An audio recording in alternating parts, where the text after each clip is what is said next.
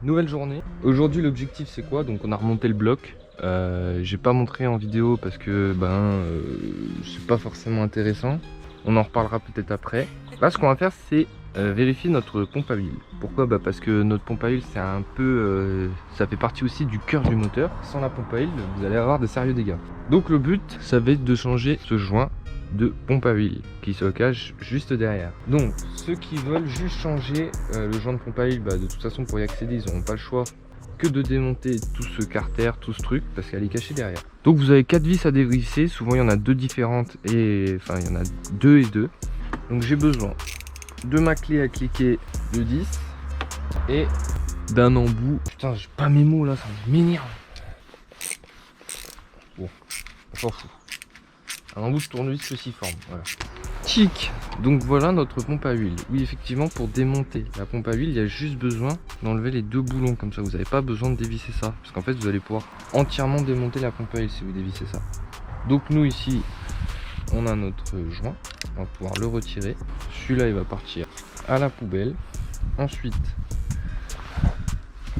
on va nettoyer un petit peu la pompe à huile.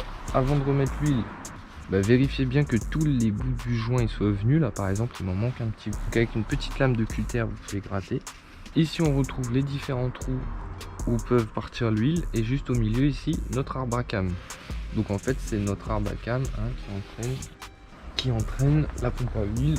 Si je vais tourner l'arbre à cam, on voit bien qu'il se démonte. Donc là vient après le démontage l'étape de remonter la pompe à huile. Donc pour ça on va mettre le joint. Alors faites attention parce que les joints ont un sens. Ici il y a un gros trou, ici il y a un petit trou. On voit clairement la différence. Donc ne vous trompez pas. Hop. Ensuite on remet notre pompe à huile. Encore une fois la pompe à huile a un sens. Ne la mettez pas à l'envers. Mettez-la dans le bon sens. Donc une fois que tout est prêt, moi ce que je vous conseille c'est de mettre une petite goutte de frein filé.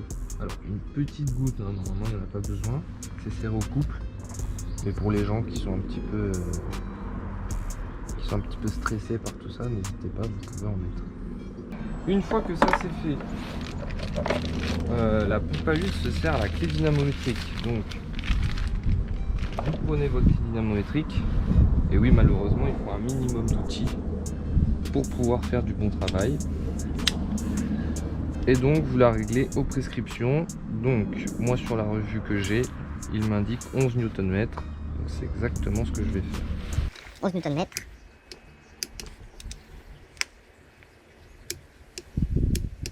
Une fois que c'est serré, c'est serré. Donc voilà, on a remonté notre pompe à huile.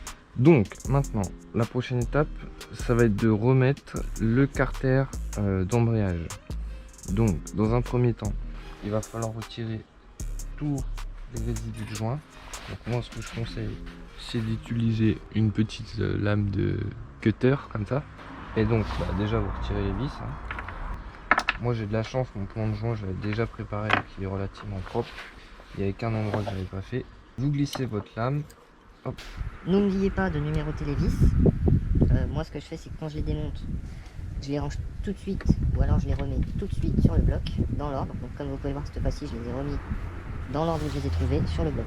Donc pour les vis, ce que vous pouvez faire c'est, moi c'est souvent ce que je fais, vous prenez un carton basique et donc soit vous êtes un bourrin, vous prenez un tournevis et vous faites autant de trous dans le carton qu'il y a de nombre de vis.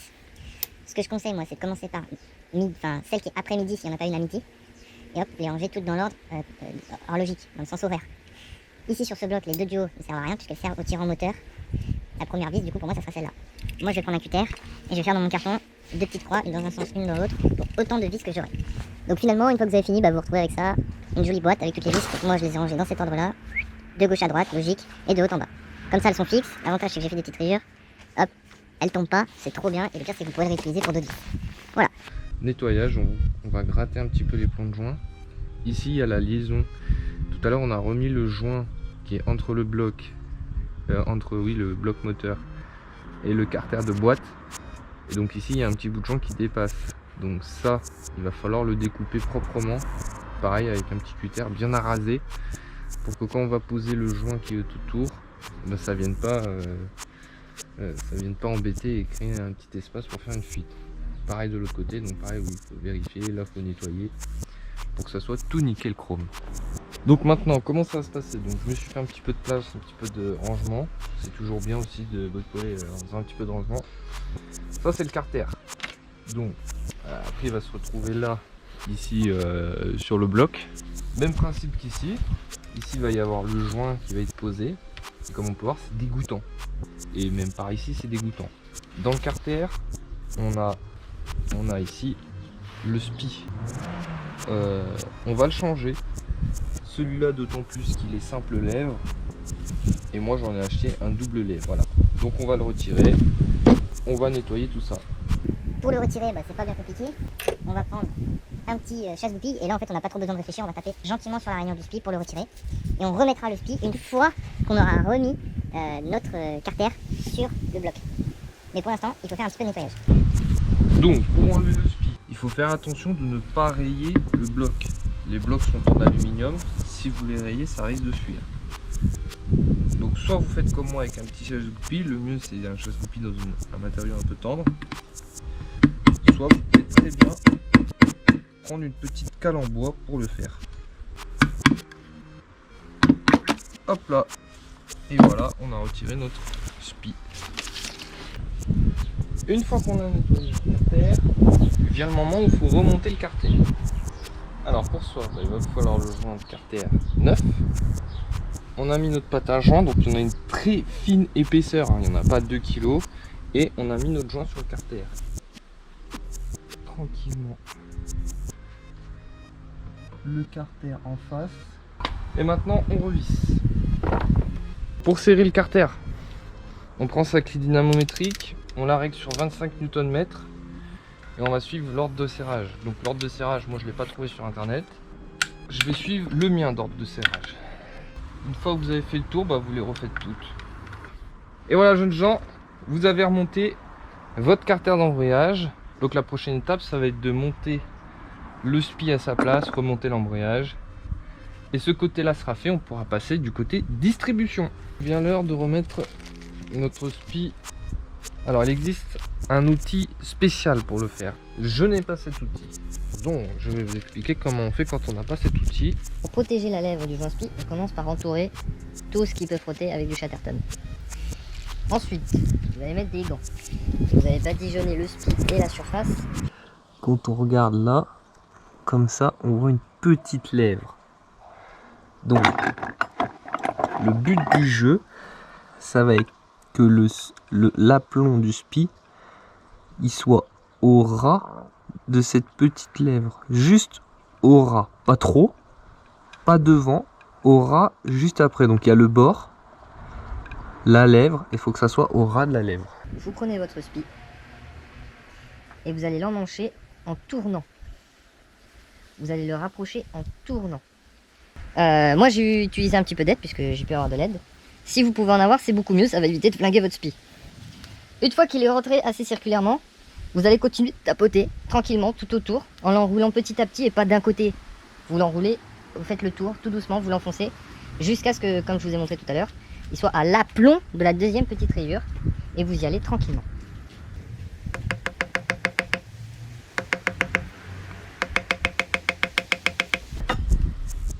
Et voilà. Une fois que vous avez fait le tour, que vous avez pris le temps de le faire proprement, et bien ça finit par rentrer. Alors effectivement, il y en a sûrement qui diront que c'est une méthode de barbare, mais quand on n'a pas les outils, ou pas les moyens d'avoir les outils, et bien ça dépanne. Une fois que votre spi est remis, hop, on va pouvoir venir y remettre le petit cache-poussière. Donc il y a un sens, souvent c'est écrit dessus, flywheel side, donc volant moteur, côté du volant moteur, donc la toute petite collerette comme ça du côté du volant moteur. Alors ici la cannelure a un sens, ici le trait, donc là c'est parfaitement dans l'axe, et là ça n'est plus. Pourtant il va falloir bien que je mette cette pièce, petite rondelle avec ses cannelures. Donc un demi-tour au volant, tout le monde est parfaitement aligné. Tac, il suffit de trouver le bon, regardez, hop, si ça rentre pas dans l'autre sens, cherchez pas, essayez pas de la rentrer au marteau, juste tournez là, et on peut la remettre. Pour serrer cet écrou là, alors il va falloir une tête de 30, avec une douille de 30, Cet écrou-là est serré, si je me souviens bien, aux alentours de 200 Nm, ce qui fait beaucoup.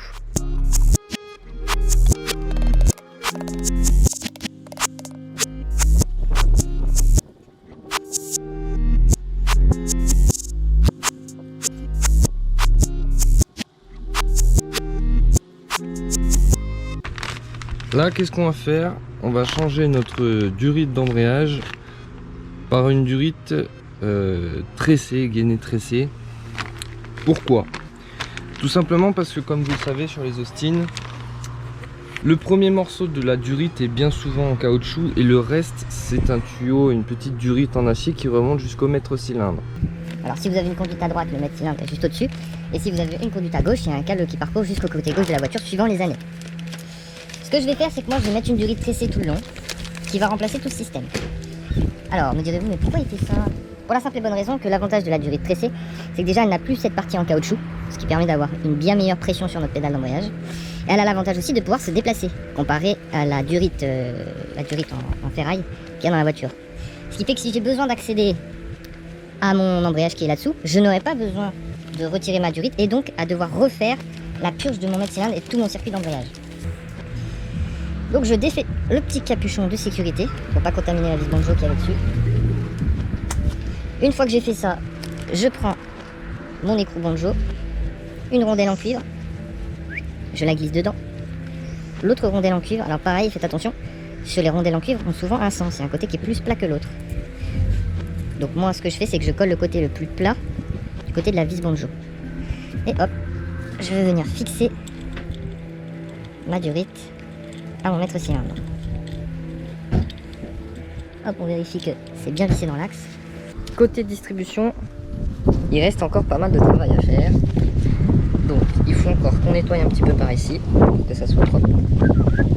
Ici là, dans la petite rainure qu'on peut voir là, il va falloir y reglisser ce genre en caoutchouc. Donc il y a plusieurs lèvres, ça va juste ici. Pouette, sinon ça va fuir. Donc on le fera après. Je viens d'installer le carter de distribution de chez Med. Donc c'est un carter de distribution à courroie. Courroie de distribution, alors il y en a qui vont dire oui mais la chaîne truc. Il y a des avantages, il y a des inconvénients. Chacun voit entre guillemets ce qu'il préfère. Moi j'ai décidé de prendre la distribution tout simplement parce que c'est une voiture que je vais utiliser tous les jours. Effectivement la courroie de distribution demande un entretien. Alors vu comment c'est fabriqué, l'entretien est relativement aisé. Et ça permet surtout que la courroie de distribution ne se détend pas. Donc il ne décale pas l'arbre à cam comparé à notre vilebrequin, ce qui au bout d'une peut-être même 2000 km, même avec une chaîne de distribution double, vous finissez par détendre la chaîne de distribution et ça décale. Et voilà, donc c'est la fin de ce nouvel épisode de remontage sur la chaîne. Je m'excuse pour le vent, malheureusement je filme à l'extérieur, j'ai pas d'espace intérieur donc il y a un petit peu de vent. N'hésitez pas à monter le son ou à mettre des écouteurs, on entend un petit peu mieux. Vous avez vu donc dans cette vidéo, essentiellement c'est du remontage de joint. Vous verrez que par rapport à ce qu'on avait fait sur la vidéo précédente, on avait séparé le bloc de la boîte de vitesse. Et j'ai oublié de filmer cette partie parce que j'avais pas forcément le temps et j'ai pas forcément pensé, donc je suis désolé. Le principe reste le même qu'avec le carter d'embrayage, il n'y a pas de différence. Une fois qu'on a compris comment faire sur un endroit, on refait pareil sur les autres endroits. Dans la prochaine vidéo, on verra essentiellement le remontage du bloc dans l'Austin Mini, un petit peu les spécificités, ainsi que le retravaillage de la culasse qui n'a pas été encore fait, pour pouvoir tout simplement gagner un petit peu en performance, tout en ayant un véhicule qui puisse permettre de rester utilisable au quotidien, puisque c'est le but c'est d'avoir une Mini classique daily. Sur ce, n'hésitez pas à vous abonner, à laisser un commentaire, et puis je vous dis à la prochaine pour une nouvelle vidéo.